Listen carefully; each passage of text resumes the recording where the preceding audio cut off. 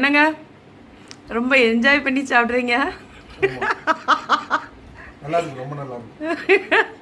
என்ன வச்சிருக்கேன் நல்லா இருக்குன்னு சொல்றிய?